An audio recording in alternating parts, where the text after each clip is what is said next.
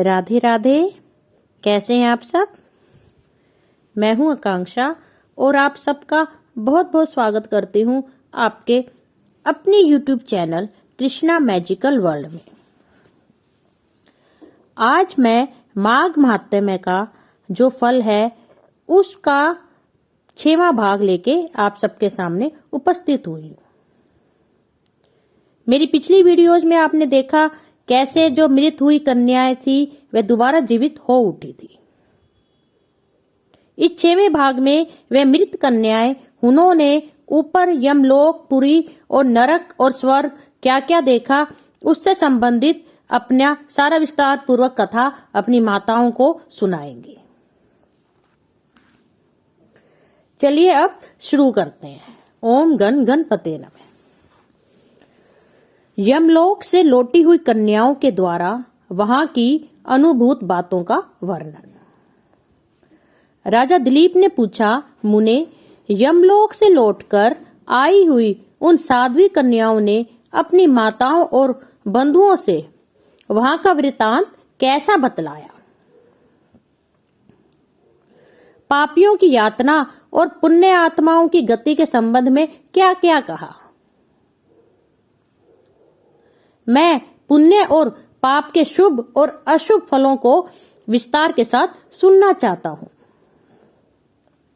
वशिष्ठ जी बोले, राजन, कन्याओं ने अपनी माताओं और बंधुओं से पुण्य पाप के शुभाशुभ फलों के विषय में जो कुछ कहा था वह ज्यों का त्यों मैं तुम्हें बतलाता हूं। कन्याओं ने कहा, माताओं, यमलोक बड़ा ही घोर और भय उत्पन्न करने वाला है। वहां सर्वदा चारों प्रकार के जीवों को विवश होकर जाना पड़ता है। गर्भ में रहने वाले अथवा जन्म लेने वाले शिशु, बालक, तरुण, अधेड़, बूढ़े, स्त्री, पुरुष और नपुंसक सभी तरह के जीवों को वहां जाना होता है। वहां चित्रगुप्त आदि मध्यस्थ सत्पुरुष मिलकर देहधारियों के शुभ और अशुभ फल का विचार करते हैं। इस लोक में जो शुभ कर्म करने वाले कोमल हृदय तथा दयालु पुरुष हैं वे सौम्य मार्ग से यमलोक में जाते हैं। नाना प्रकार के दान और व्रतों में संलग्न रहने वाले स्त्री पुरुषों से सूर्य नंदन यम की नगरी भरी है। माघ स्नान करने वाले लोग वहां विशेष रूप से शोभित होते हैं। धर्मराज उनका बहुत अधिक सम्मान करते हैं। वहां उनके लिए सब प्रकार की भोग सामग्री सुलभ होती है। माघ स्नान में मन लगाने वाले लोगों के सैकड़ों हजारों विचित्र विचित्र सुंदर सुंदर विमान वहां शोभा पाते हैं। इन पुण्यात्मा जीवों को विमान में बैठकर आते देख सूर्य नंदन यम अपने आसन से उठकर खड़े हो जाते हैं और अपने पार्षदों के साथ उन सबकी आगवानी करते हैं। फिर स्वागत पूर्वक आसन दे, पाद्य अर्घ्य आदि निवेदन कर प्रिय वचनों से कहते हैं, आप लोग अपने आत्मा का कल्याण करने वाले महात्मा हैं। अतः आप धन्य हैं क्योंकि आपने दिव्य सुख की प्राप्ति के लिए पुण्य का उपार्जन किया है। अतः आप इस विमान पर बैठकर स्वर्ग को जाइए। स्वर्ग लोक की कहीं तुलना नहीं है। वह सब प्रकार के दिव्य भोगों से परिपूर्ण है। इस प्रकार उनकी अनुमति ले पुण्यात्मा पुरुष स्वर्ग लोक में जाते हैं। माताओं तथा बंधुजन, अब हम वहां के पापी जीवों के कष्ट का वर्णन करते हैं। आप सब लोग धैर्य धारण करके सुने। जो क्रूरतापूर्ण कर्म करने वाले और दान न करने वाले पापी जीव हैं, वे वहां यमराज के घर में अत्यंत भयंकर दक्षिण मार्ग से जाते हैं। यमराज का नगर अनेक रूपों में स्थित है। उसका विस्तार चारों ओर से 86,000 योजन समझना चाहिए। पुण्य कर्म करने वाले पुरुषों को वह बहुत निकट सा जान पड़ता है किंतु भयंकर मार्ग से जाने वाले पापी जीवों के लिए वह अत्यंत दूर है। वह मार्ग कहीं तो तीखे कांटों से भरा होता है और कहीं रेत एवं कंकरों से। कई पत्थरों के ऐसे टुकड़े बिछे हैं जिनका किनारा छुरों की धार के समान तीखा होता है। कहीं बहुत दूर तक कीचड़ ही कीचड़ भरी रहती है। कई घातक अंकुर उगे होते हैं और कहीं कहीं लोहे की सुई के समान नुकीले कुशों से सारा मार्ग ढका होता है। कहीं रास्ते पर दहकते हुए अंगारे बिछे रहते हैं। ऐसे मार्ग से पापी जीवों को दुखित होकर जाना पड़ता है। कहीं ऊंचे नीचे गड्ढे, कहीं फिसला देने वाले चिकने ढेले, कहीं खूब तपी हुई बालू और कहीं तीखी कीलों से वह मार्ग व्याप्त रहता है। कहीं तपे हुए लोहे के कांटेदार वृक्ष, कहीं दावानल, कहीं तपी हुई शिला और कहीं हिम से वह मार्ग आच्छादित रहता है।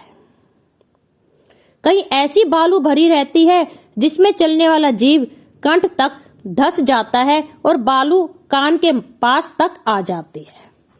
कहीं गर्म जल और कहीं कंडों की आग से यमलोक का मार्ग व्याप्त रहता है। कहीं धूल मिली हुई प्रचंड वायु का बवंडर उठता है और कहीं बड़े बड़े पत्थरों की वर्षा होती है। उन सबकी पीड़ा सहते हुए पापी जीव यमलोक में जाते हैं। महान मेघों की भयंकर गर्जना से वे बारंबार थर्रा उठते हैं। कहीं कहीं तीखे अस्त्र शस्त्रों की वर्षा होती है जिससे उनके सारे शरीर में घाव हो जाते हैं। तत्पश्चात उनके ऊपर नमक मिले हुए पानी की मोटी धाराएं बरसाई जाती हैं। इस प्रकार कष्ट सहन करते हुए उन्हें जाना पड़ता है। इस प्रकार वह मार्ग बड़ा ही भयंकर है। वहां राह खर्च नहीं मिलता, कोई सहारा देने वाला नहीं रहता। वह सब ओर से दुर्गम और निर्जन है। वहां और कोई मार्ग आकर नहीं मिला है। वहां अंधकार ही अंधकार भरा रहता है।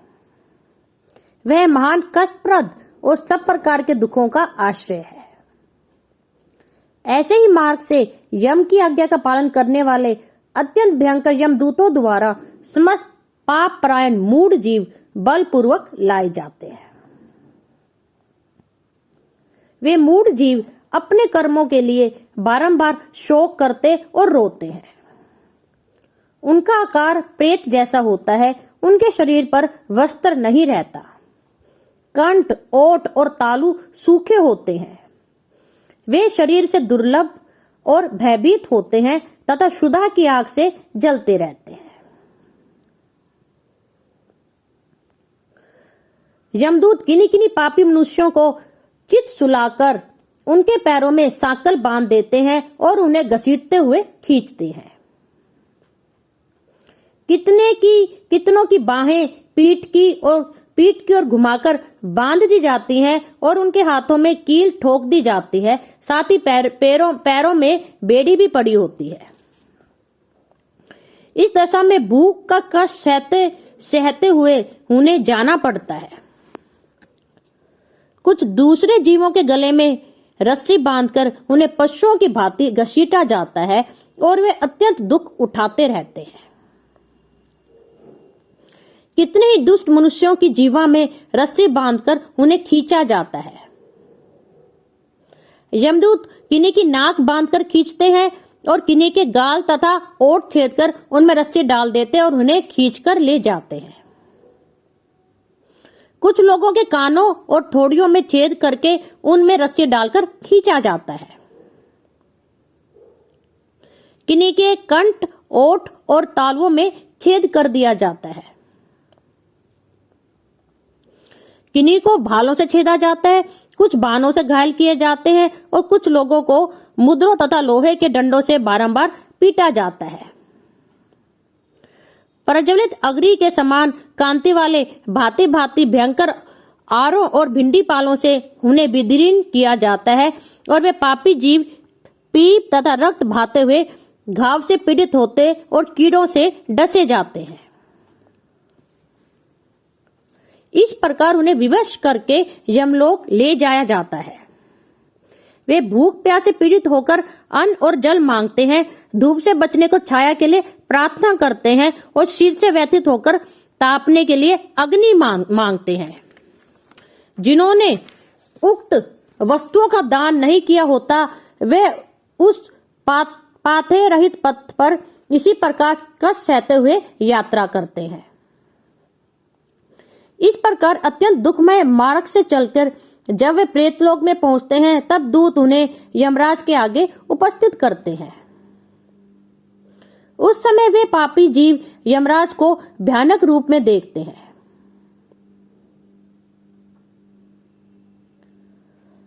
ऐसे ही परिवार के साथ बैठे हुए यमराज तथा चित्रगुप्त पापी जीव अत्यंत भयंकर रूप में देखते हैं।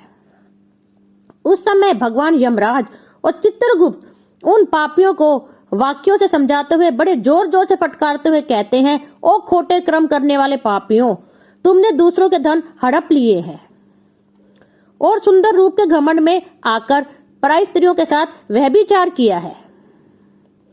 मनुष्य अपने आप जो कुछ कर्म करता है उसे स्वयं ही भोगता है। फिर तुमने अपने ही भोगने के लिए पाप कर्म क्यों किया